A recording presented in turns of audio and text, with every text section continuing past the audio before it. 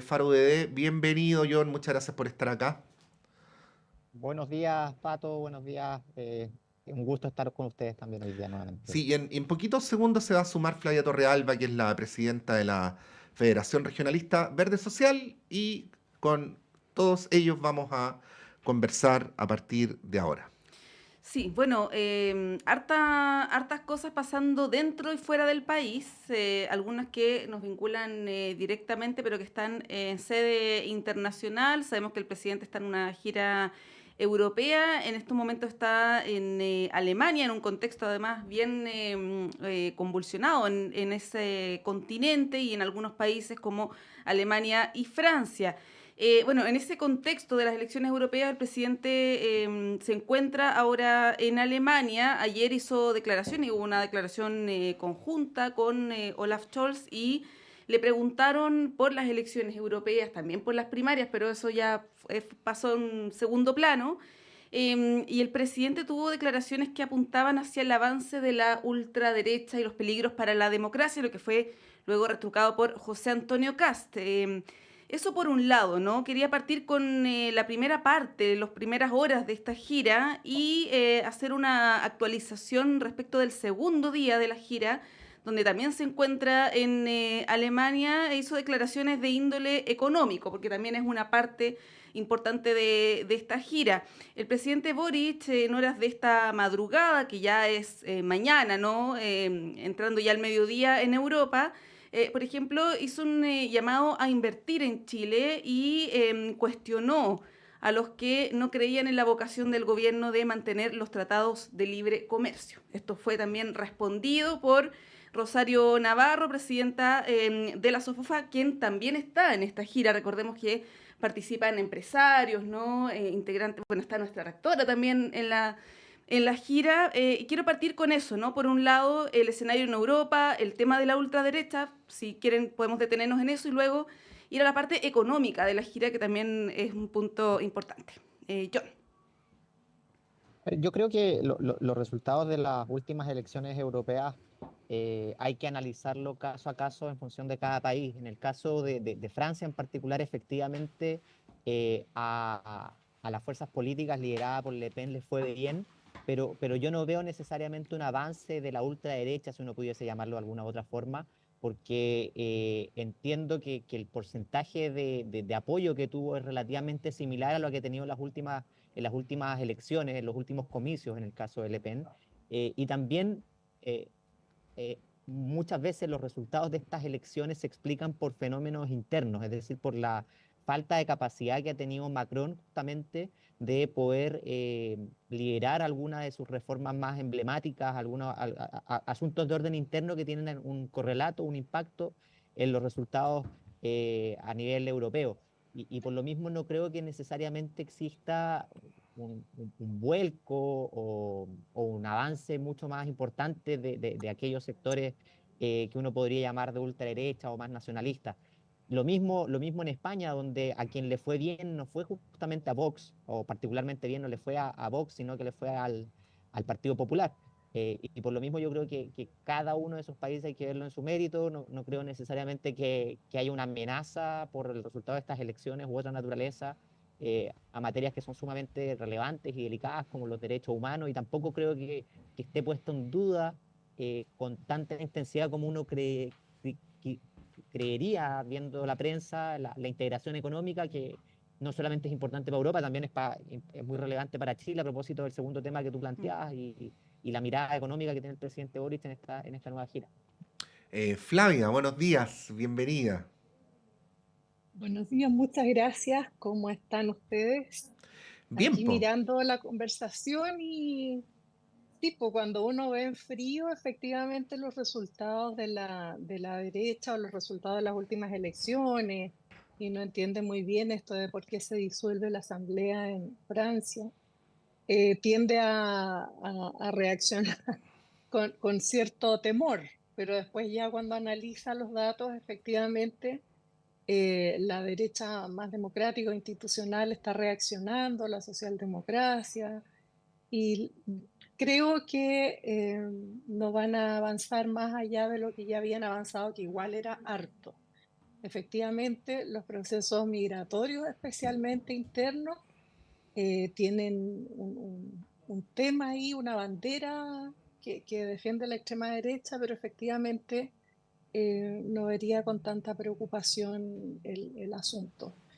Es interesante lo que está haciendo el presidente, llamando a inversionistas a estrechar lazos comerciales. Hay que ver si en qué términos se establecen esos lazos comerciales y qué tipo de cuestiones van a intensificar esa relación. Nosotros estamos como Partido Regionalista Verde muy preocupados por este tema, este impulso que se le está dando al hidrógeno verde, que es muy complejo. Hay que llamar a las comunidades a conversar, hay que poner un límite a la producción nacional.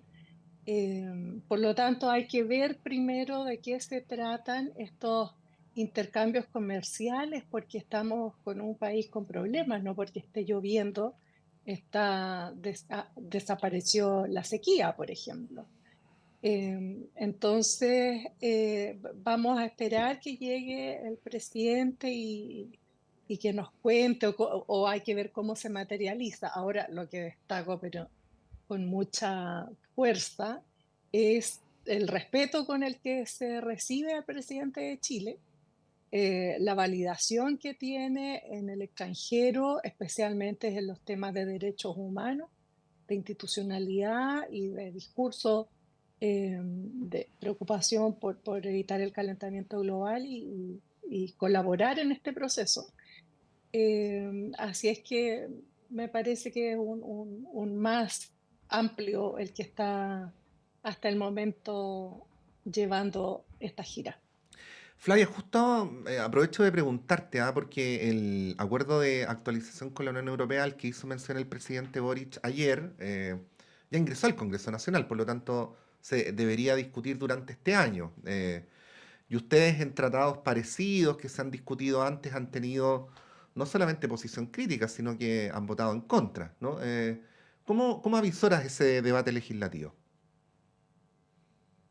Bueno, mi partido tiene un problema con los tratados internacionales porque están evidentemente intensificando el modelo económico que hasta el momento ha destruido los ecosistemas y las regiones las ha convertido en productoras de materias primas. Eh, y bueno, los TPP-11 para nosotros fue un golpe muy fuerte, muy fuerte. Porque creemos que en estos tiempos donde todos los países están definiendo actividades económicas estratégicas y están definiendo algunas cuestiones básicas como la seguridad alimentaria, hay que partir por ver primero cuáles son los elementos necesarios, cuál es la línea base para que nuestra población esté segura en materias alimentarias, en materias de construcción. Yo no estoy hablando de autarquía, porque aquí mi copanelista podría asustarse, o algún economista tradicional de la plaza, digamos, pero sí en estos tiempos de crisis tan intensa de los modelos en todas partes, de que todos están avisorando el límite ecológico al crecimiento, por lo tanto vamos a tener que redefinir las conversaciones y especialmente las que se dan en torno al decrecimiento y al modelo económico. Creo que intensificar las relaciones comerciales con los otros países sin haber tenido esas conversaciones previas es un poco paradójico en tiempos de ebullición global. Pero sin duda que hay que hacerlas. El Congreso Nacional es el espacio adecuado. Tendremos lugar los distintos partidos, los movimientos para colocar nuestros puntos. Recordar sí que por mucho que se discute en el Congreso Nacional, la última palabra y la responsabilidad de las relaciones las tiene el presidente de la República. Ujú. Y bueno, estamos a la espera de esta, esperemos que no se produzca el episodio o no se reproduzca y que la actualización sea justa para la población de nuestro país, porque uno puede crecer a distintos costos.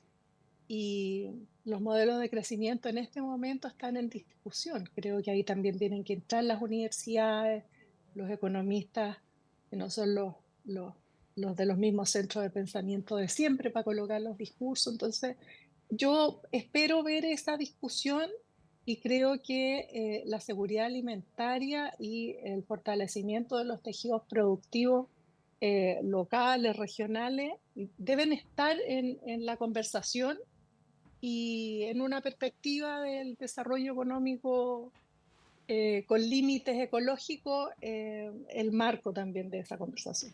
Sí, ahora yo yendo ya entrando de lleno a la parte económica de esta gira, la mención que hacía el presidente de llamar a la inversión en Chile, de plantear que en realidad ellos nunca han sido críticos de los tratados de libre comercio, ¿no? Lo que fue, como decía, retrucado por la presidenta de la SOFOFA, quien dijo que las dudas por mantener los TLC estaban vinculadas al TPP-11.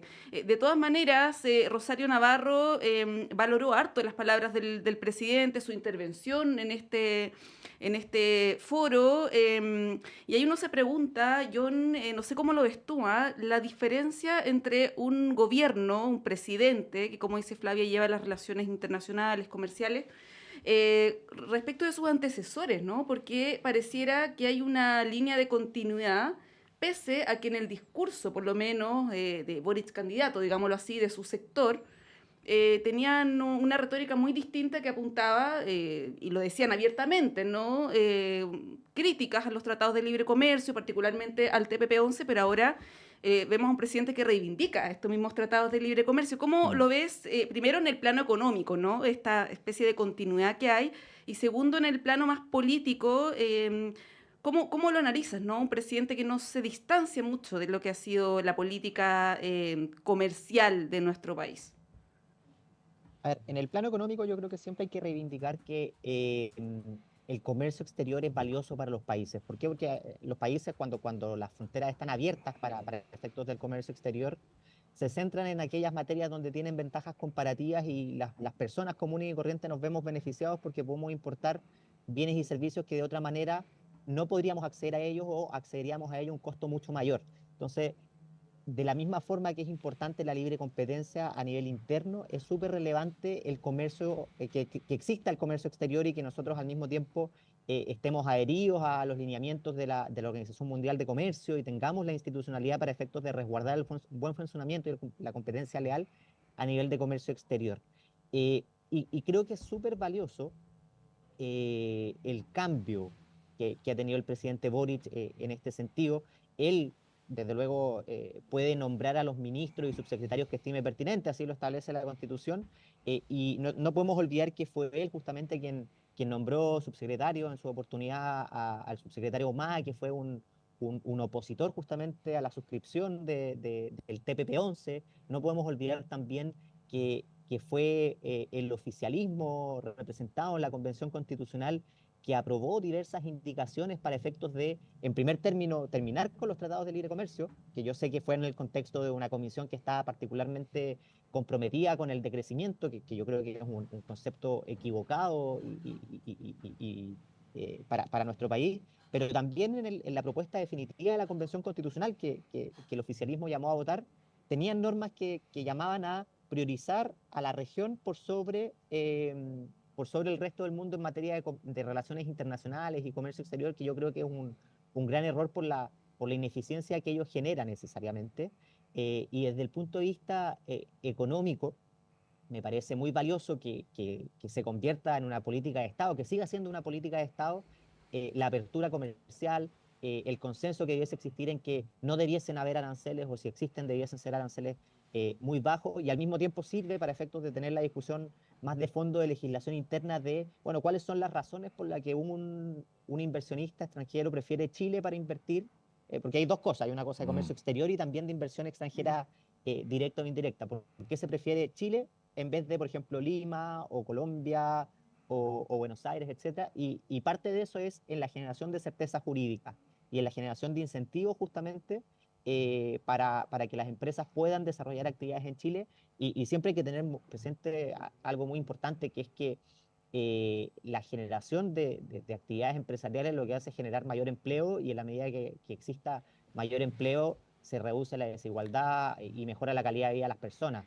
Y desde luego yo creo que sobre todo las empresas multinacionales están haciéndose cargo del punto que plantea Flavia, de cómo hacer también que el comercio, tanto a nivel doméstico como a nivel internacional, sea lo más sostenible posible, y eso me parece bien. Y hay que reconocer también que se ha convertido en política de Estado algunas cuestiones que quizás en los 90 eran discusiones que no se tenían, o que había un cierre total por parte del empresariado, como avanzar, por ejemplo, en la ley de eliminación de bolsas plásticas, que es más simbólico, pero también, por ejemplo, en la ley REP, que es la ley de reciclaje, donde las empresas se hacen cargo justamente de los residuos que ellos generan, y hay que siempre repensar de qué forma se pueden reducir justamente aquellas externalidades negativas que eventualmente se pueden generar del comercio internacional, pero sin sacrificar el concepto que es: los países necesitan crecer, los países necesitan comerciar para efectos de poder mejorar la calidad de vida de las personas. Sí, Perdón, sí, ¿puedo Flavia, no, hacer déjame algún mencionarte apunte? algo bien breve y luego te doy la palabra. Que igual el tema es complejo, ¿no? Porque por un lado, la afirmación de que el acuerdo de actualización con la Unión Europea es muy distinto al TPP-11 no es tan cierta, porque los tratados tienen que tener ciertos niveles de compatibilidad entre sí para hacerse parte del sistema de comercio global, ¿no? Eso es lo primero. Pero por el otro lado, igual es una paradoja que el presidente en su gira por Europa haga este planteamiento respecto al acuerdo, incluso Monse aludiendo a valores comunes, ¿no? No solamente habla del tema comercial, sino que dice que el acuerdo comercial es parte de valores compartidos entre Chile y Europa, cuando en paralelo, cuando ocurren coyunturas en Chile como la de Huachipato, aparece fuertemente la pregunta de por qué los gobiernos no favorecen la industria nacional o medidas de carácter más proteccionista, ¿no? Te quería hacer esa introducción como para darle continuidad al tema nomás.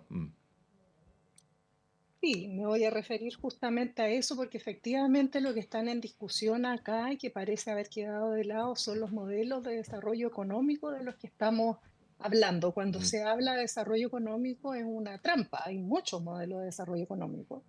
Nosotros no creemos que el convertir a este país en un país de consumidores sea un buen modelo. Están prácticamente todos los tejidos productivos en las regiones destruidos, porque ha entrado a través de estos tratados internacionales solo cuestiones para el consumo interno, pero no hay nada que se esté produciendo, y eso hasta geoestratégicamente es muy complejo. No quiero dejar pasar tampoco dos puntos que se tocaron.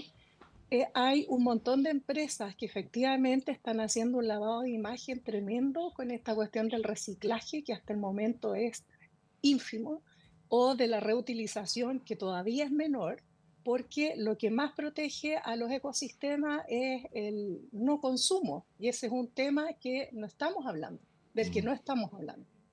La disminución del consumo y la necesidad se contrapone necesariamente con toda esta insistencia en convertir a este país en un país de consumidores de basura.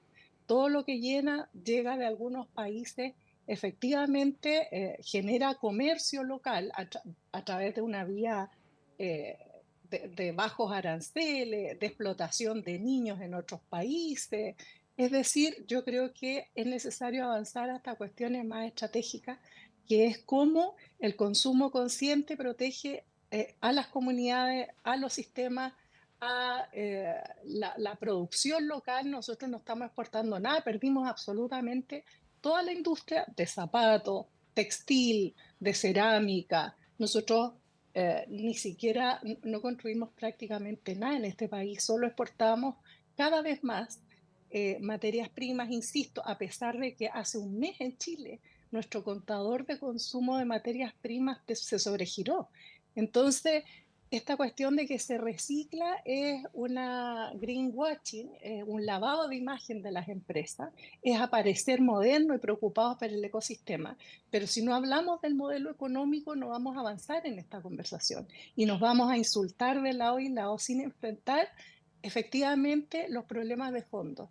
Al norte desarrollado le interesan mucho las materias primas del sur, productor de materias primas, pero para nuestras comunidades eso degrada todavía más, porque además está en nuestro país instalado un sistema que genera solo acumulación de riqueza en pocas manos, que saca del sistema a los competidores más pequeños o a los que no tienen la cancha pareja para competir. Nuestro partido es un partido que cree en la libre competencia, en el mercado regulado, que cree en estas cuestiones, pero que sea para todos, que la creatividad esté abierta y el Estado le entregue las herramientas para que esta creatividad se desarrolle. Sin embargo, en las condiciones en las que estamos ahora, ni siquiera los kioscos son un negocio que es para pequeños empresarios o pequeños comerciantes, porque los tienen cadenas ahora. No estamos hablando de que ni siquiera imagínense, en España los Uber están en 2 manos. La gente no tiene ni una posibilidad de participar en esta competencia porque las condiciones se perdieron, porque no hay con qué competir, no se está produciendo nada, está solo recibiendo el país y consumiendo. Y ahora lo que ofrecemos producir y vender, además de las minas que en el norte tienen una cantidad de pasivos medioambientales que es inhumano mirar las comunidades. Estamos pensando en ofrecer hidrógeno verde en unas condiciones que no son sustentables para las comunidades que van a sufrir esa producción. Entonces, hay muchas materias. Las universidades en Europa están preocupadas de hacer estas conversaciones, de que sus académicos se enfrenten a la nueva realidad, a cómo se modelan las relaciones económicas y se pongan nuevamente al servicio de las personas. Y en Chile estamos atrincherados en modelos que no solo son extemporáneos, sino también son muy agresivos para las comunidades que están sufriendo las consecuencias. Sí, a propósito de atrincheramiento, vamos a hablar en el segundo bloque de la reforma previsional. Solamente un comentario respecto de esto, la ley de bolsas plásticas, que al final es un saludo a la bandera, finalmente. O sea, uno va a comprar pan, a comprar frutas, lo que sea, y lo primero que hacen es darle una bolsa plástica, ¿no? Entonces es como Claro, una cuestión que no funciona. no puedes sacar las cosas en bolsas plásticas desde el súper, pero sí puedes echar las frutas, las verduras y el pan en bolsas plásticas, ¿no? Claro, no se entiende mucho el sentido de Sí. la ley, pero más allá de eso, es un tema bien interesante, como dice Flavia, y da para hablar muchas horas, pero tenemos otros temas también que proponerles antes de ir a la pausa. Solamente voy a hacer el enunciado para que les den alguna vuelta durante el corte, que es la relación de nuestro país con Venezuela. Sabemos que tenemos una población muy importante de venezolanos en Chile, muchos además que han tenido hijos que son chilenos, ¿no? Por nacer en nuestro país, y está el debate hace algunas semanas, a propósito también de los dichos del fiscal venezolano sobre cortar o no relaciones con Venezuela. Ayer la precandidata, podríamos decir, ¿no? de Chile Vamos o de la UDI, Evelyn Matei, acusó ingenuidad del gobierno, del subsecretario, ahora ministro subrogante del Interior, Manuel Monsalve, por este convenio de colaboración que se firmó hace algunos meses con Venezuela respecto del crimen organizado.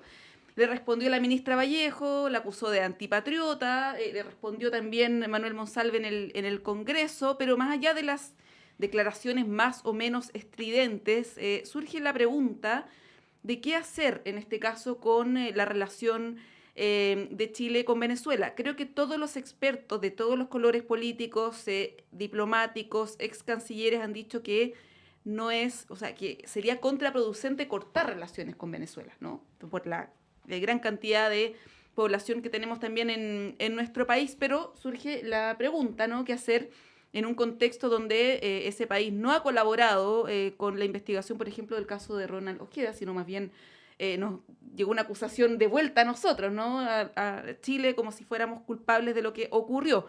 Dejo instalada la pregunta, que tiene varias aristas, ¿no? Políticas, diplomáticas, en fin, para que lo podamos conversar a la vuelta. Cuando son casi las 9 en punto, hacemos un breve corte y volvemos en unos instantes.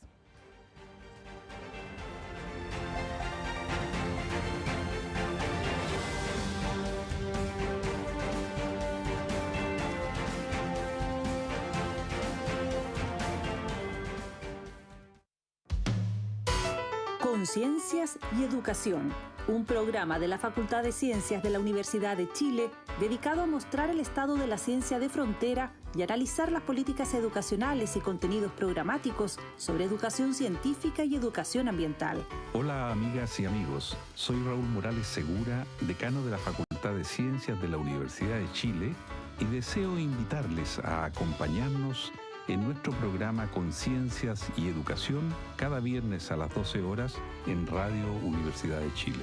Conciencias y Educación, un programa para una ciudadanía más demandada en los avances científicos, tecnológicos y ambientales, en el 102.5 FM y radio.uchile.cl.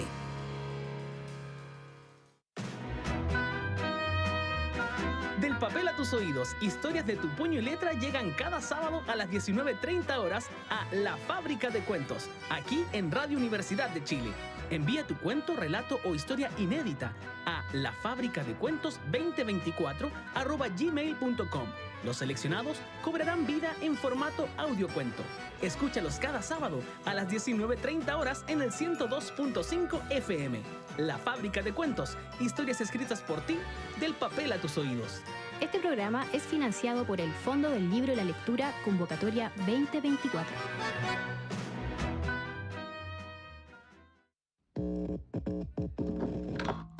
Sala Máster de Radio Universidad de Chile presenta Radio Universidad de Chile junto a Rustic Lab Music los invitan a escuchar en vivo y en directo desde Sala Máster este viernes 14 de junio a las 18:30 horas la segunda fecha de nuestro primer ciclo femenino de sonidos mestizos junto a las destacadas artistas nacionales Franri y Javiera Roselot. Dame lo que tiene, de eso que me encanta. Continuando con el grupo femenino, se presentan en esta ocasión dos artistas de trayectoria en grupos de afrobeat y reggae que actualmente brillan en sus carreras solistas, versátiles y llamativas.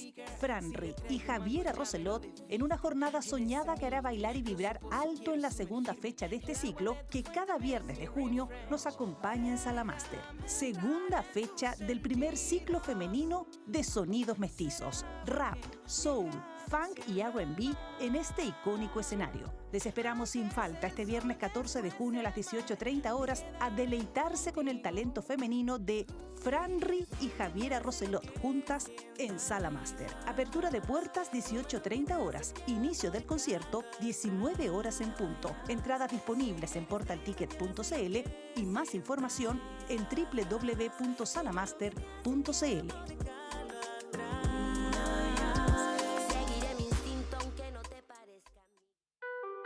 Radio Universidad de Chile, tu conexión privilegiada con la música nacional, galardonada como radio fundamental de la música chilena 2024. Aguas Trayén o Cascada en Mapudungún es la mejor agua purificada con tecnología de última generación. Para más información, visite su página web www.aguastrayen.com.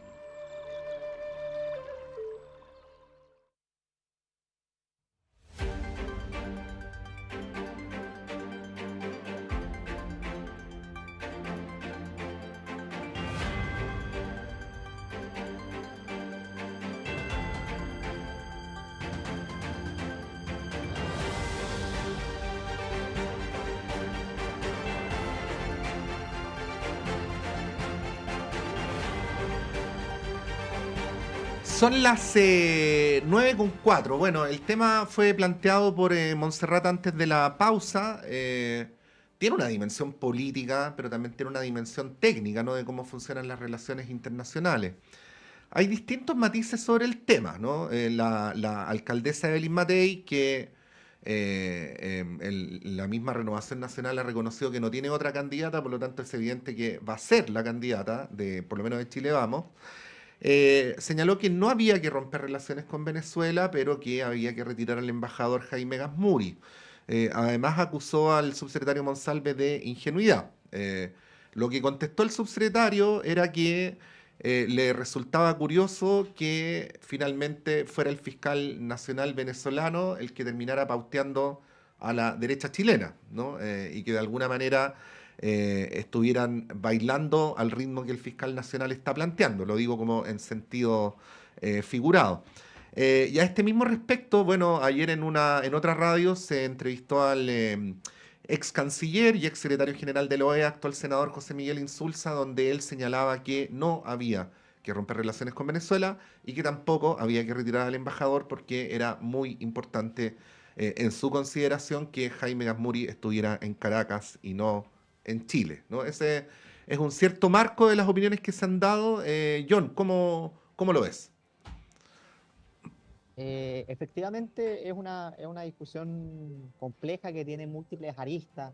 Yo creo que lo más relevante fueron las declaraciones de la ministra Vallejo llamando a Evelyn Matei antipatriota. A mí no me parece que sea antipatriota plantear un punto que es desde luego legítimo, eh, justamente o especialmente por el momento que vive Venezuela hoy día. Es decir, un país o un gobernante que gane elecciones no significa necesariamente que tenga que esté gobernando un país democrático. O sea, una cosa es ganar las elecciones, pero otra cosa es cómo ese país o esos gobernantes van tomando decisiones respecto a sus instituciones democráticas y si las fortalecen o las debilitan.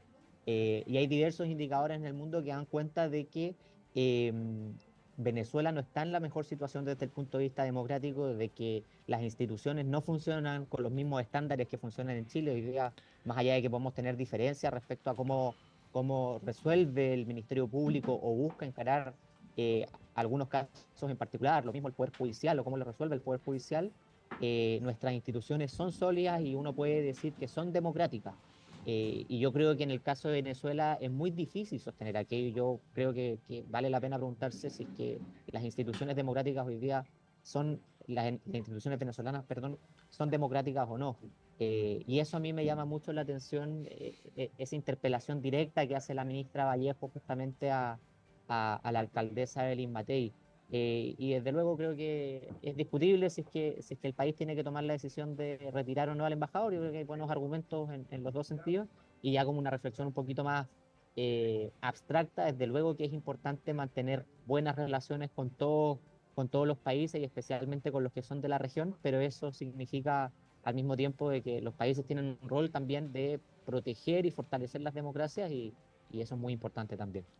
Sí, bueno, ayer en la noche, Flavia, Venezuela respondió también a esta nota de protesta del Estado chileno de hace algunos días, señalando que la fiscalía de ese país es independiente, cosa que creo que hay bastantes antecedentes para afirmar lo contrario, ¿no? Pero para no entrar en ese debate, ¿cómo ves tú el tema de la relación entre nuestro país y Venezuela cuando estamos a poco menos de 2 meses de que se realicen las elecciones presidenciales, donde varios especialistas han planteado que no están las garantías, ¿no?, para que se desarrollen estas elecciones con las condiciones que se requieren, ¿no?, en cualquier democracia? Domingo 28 de julio son Así las es. elecciones presidenciales, sí. Bueno, yo diría que hay muchas democracias que están siendo cuestionadas, incluida la de Estados Unidos. Pero evidentemente Venezuela tiene un problema que no se evidencia solo a través de lo que observamos el debilitamiento de sus instituciones, sino además a través de la diáspora del pueblo venezolano que están esperando que mejoren las condiciones para volver a su patria. Entonces, no es una cuestión antojadiza si uno califica de democracia fuerte o débil a esta, o si está bajo sospecha la libertad o la independencia institucional, sino que hay condiciones que son objetivas y que tienen a ese país con millones de venezolanos en el exterior y además en permanente conflicto con el resto del mundo. Yo aquí creo que hay también que hacerse una pregunta previa, que es ¿para qué nos vamos a relacionar con Venezuela? ¿En qué términos? ¿Y con qué expectativas? Si nos vamos a relacionar, por ejemplo, para resolver el crimen de Ojeda, cerremos el negocio porque no vamos a tener ni una posibilidad de resolver ese crimen con las condiciones institucionales que hay en Venezuela y vamos además a pagar los costos por entrar en una discusión con un autócrata y con gente que habla en términos que no son precisamente diplomáticos. Uno podrá cuestionar si las diplomacias de algunos países son más modernas o más empolvadas. Sin embargo, hay unos códigos internacionales que son sin duda exigibles para todos los países. Por lo tanto, si vamos a centrar las relaciones con Venezuela en el crimen de Ojeda, estamos perdidos, porque ahí deberíamos decir, saquemos al embajador, desvinculémonos de Venezuela, etcétera. Pero si vamos a enfrentar la realidad que estamos viviendo de la inmigración, que todavía está descontrolada, y que hay una presión, me parece que no es tan fácil cortar relaciones con este país. Sin embargo, Venezuela no es el único país que nos va a presionar desde el punto de vista migratorio. Nosotros tenemos que estar alertas con lo que pasa en Argentina. Los niveles de pobreza que están mostrando Argentina con el gobierno de Milei hacen presumir que se van a también incrementar las presiones migratorias por parte de Argentina. Por lo tanto, también tendríamos que multiplicar los esfuerzos de la diplomacia chilena, tal vez intensificar las relaciones más que romperlas. Nosotros con Venezuela siempre estamos diciendo hay que revisar las relaciones permanentemente, porque no podemos tampoco estar recibiendo golpes constantemente y además siendo usados como punching ball en esta pelea, digamos, internacional que tiene este país. Sin embargo, el tema migratorio nos obliga a repensar ese planteamiento, pero además a convocar a otros actores a una mesa multilateral para ver cómo vamos a enfrentar los problemas que tiene el vecindario. Por lo tanto, preferiría que se pusiera, antes de que se empiecen a insultar las autoridades, preferiría que se pusiera la pregunta previa: ¿para qué nos vamos a relacionar con Venezuela y si es posible romper estas relaciones sin afectar además los intereses geoestratégicos del país? Sí, bueno, Flavia, nosotros que somos periodistas, que somos los de las preguntas, debo decir que en este caso has hecho una gran pregunta, y que es la que le vamos a trasladar a John, porque, a ver, el caso del teniente Ojeda es un caso que conmocionó absolutamente al país, ¿no? Que tiene una connotación simbólica súper importante, en donde en las primeras horas se afirmó por parte de un sector político que las autoridades de Venezuela estaban implicadas en el crimen. De hecho, un programa de televisión lo mencionó, pero lo que en rigor tenemos hoy es que lo que los investigadores chilenos señalan es que la hipótesis del crimen político es la más verosímil, pero que Porque no se tiene, descartaron las otras. porque se descartaron las otras, pero que no tienen ninguna pista que permita avanzar en la dirección de que alguien concretamente en algún lugar dio la orden, ¿no? Por lo tanto, ese es el estado actual de la investigación hasta donde se conoce, ¿no? Pero por el otro lado, y para ponerle números a lo que plantea Flavia, hay hoy en términos legalmente 533.000 venezolanos en Chile. Es la quinta comunidad venezolana en el exterior más grande del mundo. Y entonces, claro, la pregunta es, ¿cómo se ponderan entonces las relaciones con Venezuela teniendo en cuenta estos dos antecedentes que planteaba Flavia? John. A ver, primero, me parece muy valioso que tengamos bastante coincidencia con Flavia en el sentido de que la resolución de este caso hay que partir desde el punto de vista que Venezuela no quiere cooperar o no necesariamente va a cooperar con la resolución de este caso, y hay que hacerse la pregunta del para qué. Respecto a lo que planteas, Patricio, me parece que efectivamente, dado el nivel de personas venezolanas que tenemos en Chile, sería inconveniente que se rompan absolutamente todas las relaciones con Venezuela, sobre todo porque hay procesos de expulsión, entiendo yo, que requieren que Venezuela juegue un rol para efectos de recibir a las personas que son expulsadas de nuestro país por haber cometido un delito. Entonces, en ese sentido, me parece que es importante mantener las relaciones de largo plazo con Venezuela, pero al mismo tiempo, por el tenor de la conversación que hemos tenido, pareciera que no es antipatriota lo que planteó Evelyn Matei, sino que es una posición legítima, y pareciera también que no hay ingenuidad cuando se plantea de que la celebración de estos convenios en países donde las instituciones no son, no son democráticas o tienen falencias importantes, eh, estaríamos frente a esta situación. Entonces, a mí me parece que es un debate complejo y confío mucho en que la diplomacia chilena sepa llevarlo de buena forma, con prudencia, eh, y fortaleciendo el prestigio internacional que tiene Chile siempre en materia de la conducción de relaciones internacionales, que si bien el presidente de la República juega un rol muy importante, tenemos un cuerpo diplomático que siempre ha funcionado bastante bien y ha sido bastante ponderado en sus decisiones. Y desde luego, obviamente, que es mucho más difícil actuar cuando la contraparte constantemente interpela en malos términos, de mala forma, a su contraparte, y eso lo único que hace es generar mayor desconfianza y afecta la cercanía que se tiene que tener en este tipo de casos. Sí, bueno, y tenemos un canciller que tiene harta experiencia en estos temas y los diferendos también con nuestros países vecinos, ¿no? Con todo lo que eso Sí. implicó en su momento. Y que es la ponderación en personas, ¿no? Así es. Sí. Los quiero llevar a otro tema. No sé si van a tener tantas coincidencias en este como adelantaba antes, la reforma previsional.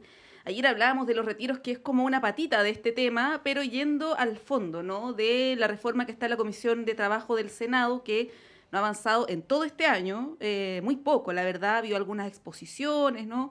Se espera que el gobierno ahí tenga una iniciativa, se le ha dado urgencia. El presidente Boric dijo que esperaba que esto se votara en mayo, luego se habló de junio, que parece que no va a ocurrir. Ahora se está hablando de principios de julio, ¿no? Del 1 de julio que se podría eventualmente votar, pero la verdad es que en el horizonte no se ve esa posibilidad. Se ha hablado del 5-1 que dijo el senador Lagos Weber, ayer se echó para atrás, dijo que en realidad no era tan buena idea. La ministra Jara dijo que por ningún motivo el 5-1. Y por otro lado, expertos también han dado sus apreciaciones sobre esto. La semana pasada, por ejemplo, Eduardo Engel de Espacio Público, el economista, señalaba que la propuesta de Chile Vamos del 6-0 era extrema y que no apuntaba a solucionar el tema de las pensiones, sobre todo de las pensiones actuales, y él hacía un llamado a que la derecha se abriera a una fórmula distinta. Hoy día, por ejemplo, en una entrevista radial en Tele13 Radio, para dar los créditos, Guillermo Larraín señalaba, por ejemplo, que un 1% a solidaridad, este 5-1, la verdad es que no va a subir las pensiones actuales, muy poco, ¿no? La ministra Jara hablaba de 1.000 pesos, ¿no? Una cosa así muy, muy marginal. Los expertos están planteando una posición que va muy a contrapelo de la discusión en el Congreso, ¿no? Que no es muy técnica, es más bien ideológica, cosa que no está mal, pero es bueno sincerarla. Decir cómo es, claro. Así es. En la mañana acá también Alejandra Sepúlveda, senadora de la Comisión de Trabajo, señalaba que sería una burla sacar el 5-1 después de 2 años, ¿no? de esta reforma, y decirle a la gente que, bueno, es lo que se pudo, ¿no? ¿Cómo ven el debate, las posibilidades de avance y de algún acuerdo, ¿no? De algún acercamiento? Quizás este 5-1 es un puntapié inicial para poder acercar posiciones, quizás un 4-2. Recordemos que la reforma de la presidenta Bachelet en su segundo gobierno hablaba de un 3-2. Por lo tanto, se mantendría ese 2% a solidaridad. ¿Cómo lo ven, Flavia? Bueno, yo veo que es un tema que no solo retrocede, sino que además está siendo visto por todas las jubiladas y los jubilados y la gente que está por jubilar y que tiene un juicio también acerca de este tema. Creo que tal vez una de las cuestiones más sentidas es la seguridad social y una de las mayores responsabilidades de un gobierno y de un Estado en su conjunto. Por lo tanto, una de las cuestiones que favorece este triste espectáculo de gitanearle los recursos a los jubilados y jubiladas sobre los que se construyó este supuesto progreso del país. Me parece no solo injusto, triste, sino que por defender un modelo de capitalización que está muy lejos de ser un sistema de seguridad social, es una falta de respeto también. Creo que cualquier presidente o presidenta que herede este problema va a sufrir los efectos de que nos hayan puesto de acuerdo ahora los congresistas, ahora especialmente que la derecha tiene en sus manos el control de un poder del Estado. Por lo tanto, la mayor responsable de esto, y ahí interpelo directamente a la derecha, es resolver el tema de las pensiones ahora, porque, bueno, la derecha legítimamente supone que va a ser Matei la heredera del gobierno. Yo creo que Matei va a perder la elección, y una de las razones justamente es por estos temas que no se resuelven, o cuando se resuelven tan mal y con una derecha que pone la pistola encima de la mesa para arrodillar a el gobierno a aceptar las condiciones que son francamente inaceptables. No es aceptable que no suban las pensiones de la gente en una medida razonable para un sistema en el que se están haciendo ricos otros y del esfuerzo y del trabajo no queda nada.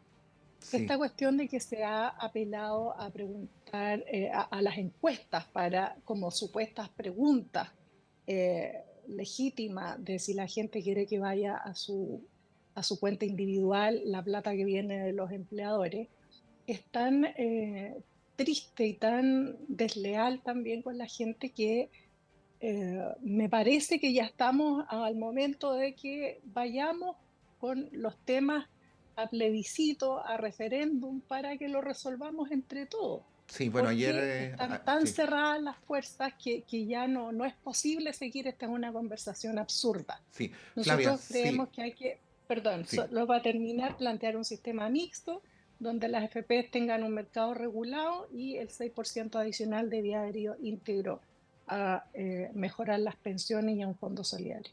Sí, no, en relación a este tema, ayer Alexis Cortés nos recordaba que también las respuestas dependen harto del modo en que están redactadas las preguntas, ¿no? Y más de alguna vez sobre este tema yo he leído respuestas que inducen claramente en una dirección. Pero bueno, volviendo al tema, John, bueno, así mencionar nomás que el senador Lagos Weber se desmarcó de la propuesta que en algún momento se le atribuyó del 5-1, ¿no? Él señaló que debía ser a lo sumo un 4-2 y que cualquier otra fórmula implicaba obligar al oficialismo y al gobierno a capitular. Fueron las palabras que usó textualmente, ¿no? Y bueno, yo siempre digo esto, así que pido hartas disculpas por ser redundante en este asunto, pero no deja de llamarme la atención que en un país donde la gran mayoría de las jubilaciones son inferiores al sueldo mínimo, esto no sea motivo de escándalo, ¿no? Bueno, John, ¿cómo ves el debate? A ver, yo creo en primer término que es positivo que por lo menos tengamos consenso aún de que hay que subir la tasa de cotización. Uno desearía que los sueldos sean lo suficientemente altos y la libertad, la responsabilidad individual de cada uno sea lo suficientemente alta como para que no sea un tema y todos podamos ahorrar por nuestra cuenta y pensar también en nuestro futuro, pero naturalmente y en todos los países del mundo ocurre que existen sistemas de pensiones donde existe una obligación de cotizar. Me parece bueno que exista todavía el consenso de que los parámetros actuales están desactualizados y hay que hacerse cargo de subir la tasa de cotización, de que mejorar el funcionamiento de nuestro mercado laboral, y en algún momento también se tiene que tener la discusión de aumentar la edad legal de jubilación entre hombres, equipararla entre hombres y mujeres, y también subirlas dado que las expectativas de vida son más altas también, porque si no los números simplemente no cuadran. Después, respecto al proyecto de ley propiamente tal, hay que tener presente que el proyecto es mucho más complejo que el destino de la cotización adicional que se propone. Obviamente todos los ojos están puestos en hacia dónde va la cotización adicional, pero hay otros problemas en el proyecto de ley que son bien importantes. Hay cambios en el funcionamiento de la industria que no necesariamente va a redundar o va a tener efectos en una mayor competencia del sistema y por lo tanto en mayor rentabilidad para los afiliados. Y yo creo que eso hay que tenerlo muy presente también. Y respecto a la discusión del destino de la cotización, Existe consenso también que transitar a un modelo 100% de reparto, que sé que no es la postura de Flavia, que ella aspira más a un modelo mixto, no es deseable por cómo han cambiado justamente la estructura poblacional de los países y sobre todo en el caso de Chile, donde cada vez hay menos jóvenes.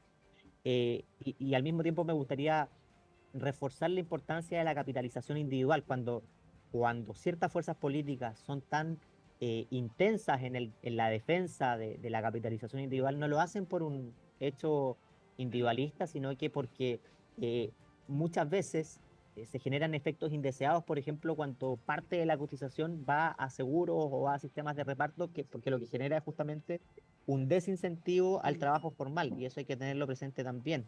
Y para efectos de solamente ser claros con quienes nos escuchan, la implementación de cualquiera sea la reforma que se apruebe, que yo creo que es deseable que se apruebe una reforma en este gobierno de pensiones, una buena reforma de pensiones, no va a generar cambios en el cortísimo plazo, sino que como para efectos de no erosionar el sistema, el mercado del trabajo y generar mayor desempleo o mayor empleo informal, este aumento en la cotización sería gradual y por lo mismo no se verían aumentos de las pensiones ahora ya, y tampoco hay que crear falsas expectativas o decir o ser excesivamente voluntaristas diciendo no se quieren subir las pensiones hoy día, porque eso no va a ocurrir.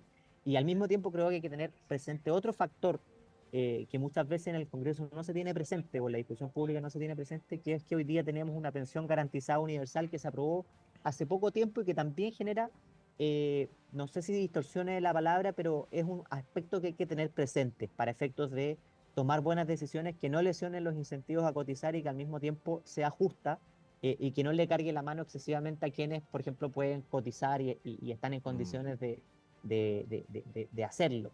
Entonces, yo la verdad es que espero que, bueno, esto nuevamente demuestra la necesidad de una reforma política que pueda generar incentivos a ponerse de acuerdo. Espero que exista un acuerdo en la materia y que el proyecto sea evaluado en su mérito, con todos los efectos, externalidades positivas y negativas que se puedan generar. Pero desde luego, nuestro sistema de pensiones hoy día, no por la capitalización individual, no necesariamente por el funcionamiento de la industria, necesita ser actualizado.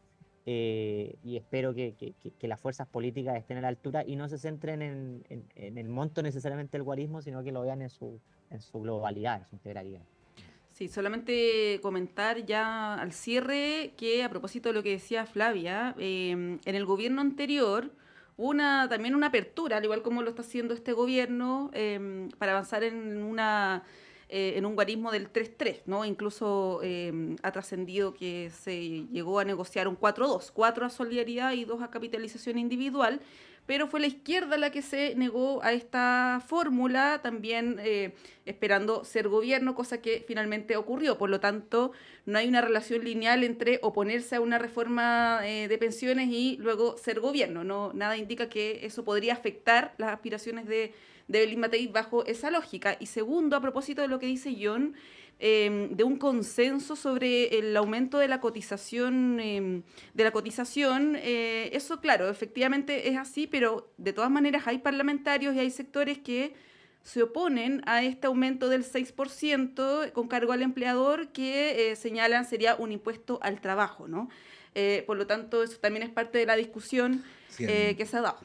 Casi en todos los sistemas previsionales del mundo hay aporte del empleador, o sea, no se está discutiendo nada marciano. Bueno, en fin, tenemos que dejarlo hasta acá. Pero puedo solo muy breve, Flavia, porque estamos cerrando solo breve. Sí.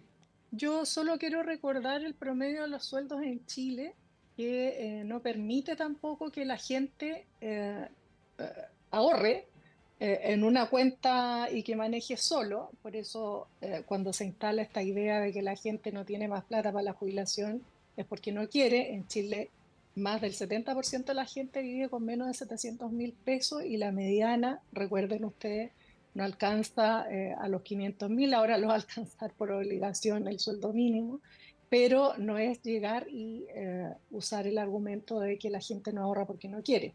Y el tema del incentivo al trabajo formal tiene que ver con eso también. El trabajador informal, y que es de lo que hay que hacerse cargo, porque es hora de hacerse cargo de las cuestiones difíciles. No es llegar y es como el tema de las tomas, cuando trataban de erradicar tomas, digamos, llevarlas a lugares donde iban a tener que pagar agua y luz y gas, en un lugar comparado con un lugar anterior donde no pagaban esos costos básicos y la gente no se iba. Aquí es un poco lo mismo en el sector informal. Hay incentivos para que la gente se mantenga ahí, mayores sueldos, ingresos, qué sé yo, y en el sector formal no los hay. Al contrario, hay una presión del sistema que es muy fuerte, sobre todo en impuestos internos, que se presiona mucho al pequeño y lo agobia, digamos. Hay que revisar eso también, sobre quién está yendo, sobre quién está yendo la presión finalmente institucional, ¿no? Entonces hay mucho que hablar también de eso. No es... En lo segundo, perdón, 30 segundos para complementar a Flavia, que estoy muy de acuerdo en lo que plantea en último término de revisar por qué es más conveniente a veces ser informal que tener un empleo formal. Hay muchas iniciativas en trámite que en principio pueden ser valiosas o deseosas para las personas, pero que muchas veces tienen efectos indeseados justamente en la formalidad laboral.